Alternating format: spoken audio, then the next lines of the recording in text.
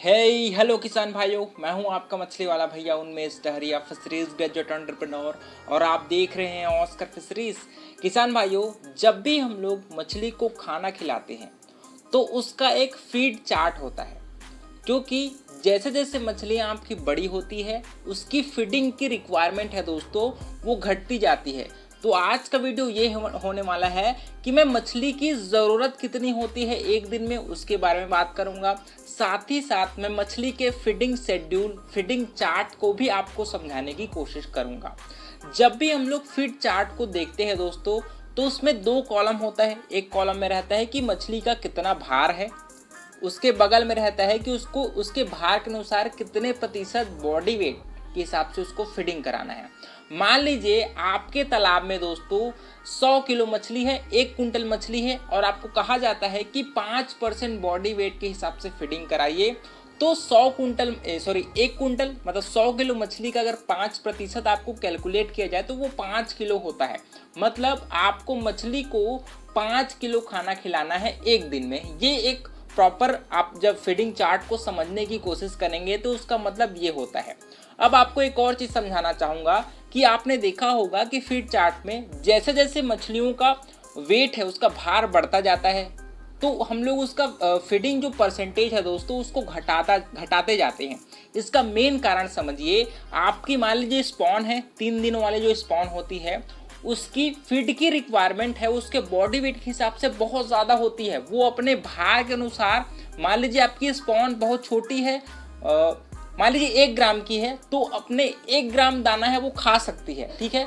लेकिन जैसे भी वो फ्राई साइज में कन्वर्ट होती है तो उसकी बॉडी की जो फीडिंग रिक्वायरमेंट है वो थोड़ा सा घट जाती है, उसकी क्वांटिटी घट जाती है। तो इसी को हम लोग अपने फीड चार्ट में भी फॉलो करते हैं। आपने देखा होगा कि मान लीजिए स्पॉन है, उसकी रिक्वायरमेंट बहुत ज़्यादा है, वो फ्राई में कन्वर्ट होगी तो उसकी रिक्वायरमेंट स्पॉन के मुकाबले कम घट जाती है, ठीक है, कम हो जाती है। उसी प्रकार से स्पॉन जब फिंगरलिंग में बदलता है तो फ्राई के मुकाबले फिंगरलिंग है वो कम फीडिंग करती है, उसकी बॉडी की रिक्वायरमेंट है वो फ्राई के मुकाबले घट जाती है। इसी वजह से आपने देखा होगा कि फीड चार्ट में हम लोग उसके मछली के भार जैसे जैसे बढ़ती जाती है, हम लोग उसका जो बॉडी वेट के हिसाब से फीडिंग कराना है उसको हम लोग कम करते जाते हैं। इसके पीछे का लॉजिक भी यही है कि मछलियां अपने भार के अनुसार स्टार्टिंग में ज़्यादा खाना खाती हैं, लेकिन जैसे जैसे मछलियां बड़ी होती जाती हैं अपने शरीर के भार के मुकाबले वो कम खाना खाती हैं। इसी वजह से फीड चार्ट में आपको जैसे जैसे मछलियों का भार बढ़ता है वैसे वैसे मछलियों का फीडिंग इनटेक है, उसकी जो रिक्वायरमेंट है शरीर की, वो घटते जाती है। यहाँ पर एक और वजह से फीड चार्ट में हम लोग हर मछलियों की कम करते, जो रिक्वायरमेंट है वो डिफरेंट जैसे से बढ़ते जाता है। खासकर आपके एमसी मछली है दोस्तों, वो भार बढ़ने के अनुसार उसकी फीडिंग इंटेंसिटी घटती जाती है, उनकी फ्रीक्वेंसी है वो घटती जाती है। लेकिन पंगास मछली अगर आप पालते हैं तो आपने देखा होगा जैसे जैसे पंगास मछली बड़ी होती जाती है उसकी फीडिंग जो करने की जो भूख है वो बढ़ती ही जाती है। लेकिन हम उसके फीड कास्ट को कम करने के लिए हम लोगों को हमेशा उसके फीडिंग का जो चार्ट होता है उसको फॉलो करना ही चाहिए, क्योंकि उससे आपको एक प्रॉपर अनुमान लगा सकते हैं कि हम हमारे मछलियों को कितना दाना खिलाना है। तो उसके हिसाब से आप उसके फीडिंग के मैनेजमेंट को बहुत अच्छे से कर पाते हो। तो आप हमेशा कोई भी मछली पालिए, सबसे पहले आप उसके जो फीडिंग चार्ट है दोस्तों उसी के अनुसार से फीडिंग कराइए।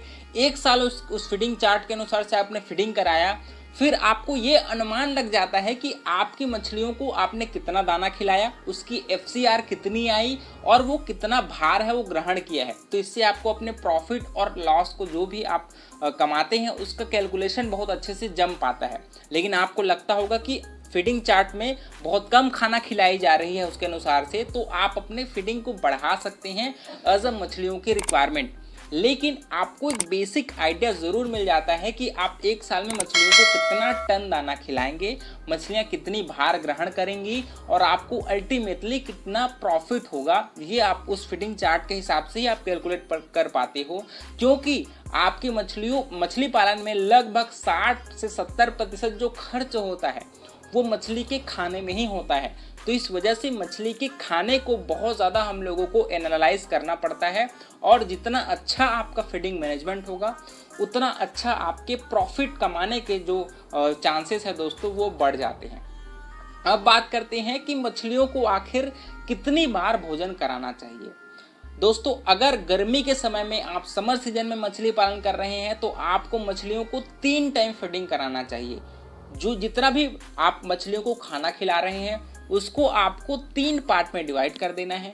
सुबह आपको 8 से 9 के बीच खिलाना है, दोपहर में आप 12 से 1 के बीच खिलाइए, और शाम में आप 3 से 4 के बीच। मतलब हर खाने में 3-3 घंटे का गैप आपको ज़रूर रखना है, ताकि मछलियों को पचाने का भी अवसर मिले और अच्छे से आपका फीड का यूटिलाइजेशन भी हो पाए। और मैं यही कोशिश करता हूँ कि आप हमेशा मछलियों के फीडिंग चार्ट के अकॉर्डिंग, पहले साल अगर आप फार्मिंग कर रहे हैं तो उसी के अनुसार से आपको फीड को मछलियों को खाना खिलाना है। जैसे ही आपको एक्सपीरियंस होता है उसके बाद आप मछली के आप अनुमान भी लगा लेते हैं कि मछलियों को कितनी खाने की ज़रूरत है, उसके हिसाब से भी आप फीडिंग कराते हैं। तो आपको, अगर आप रेनी सीजन में, बरसात के सीजन में हम लोग मछली पालन शुरुआत करते हैं तो आपको 2 टाइम फीडिंग कराना है। सबसे पहले सुबह आप जब सूर्य निकलती है उसके बाद, मतलब 8 से 9 के बीच खिलाइए, और शाम में 3 से 4 के बीच सूर्यास्त से पहले आपको मछलियों को फीडिंग कराना चाहिए, ताकि अच्छे से मछलियों को पचाने का अवसर मिले और आपके फीडिंग का जो वेस्टेज है वो भी कम हो। अगर ठंड के मौसम की बात किया जाए तो आपको मछलियों को सिर्फ और सिर्फ 1 टाइम फीडिंग कराना चाहिए। और ज़्यादा ठंड बढ़ती जाती है, मान लीजिए 18 डिग्री से आपकी टेम्परेचर घट गई है, तो आपको दोस्तों 2 दिन में, 2 से 3 दिनों में 1 बार आपको फीडिंग कराना चाहिए, क्योंकि ठंड में मछलियाँ बहुत ज़्यादा स्थिर हो जाती हैं, उनको भूख कम लगती है। इस वजह से हम लोग मछलियों को ठंड के सीजन में 1 टाइम ज़्यादा से ज़्यादा खाना खिलाते हैं, या फिर 2 से 3 दिनों में 1 बार हम लोग फीडिंग कराते हैं। तो इस प्रकार से मछलियों की रिक्वायरमेंट के हिसाब से, उसके बिहेवियर की, अगर वो प्रोटीन युक्त आहार खाती है, मांसाहारी मछली है, तो उसको हम लोग आपके फिश मील बेस्ड फीडिंग कराएंगे। वहीं अगर शाकाहारी मछली है तो आपको प्लांट बेस्ड जो फीड बनती है उसकी फीडिंग करानी है।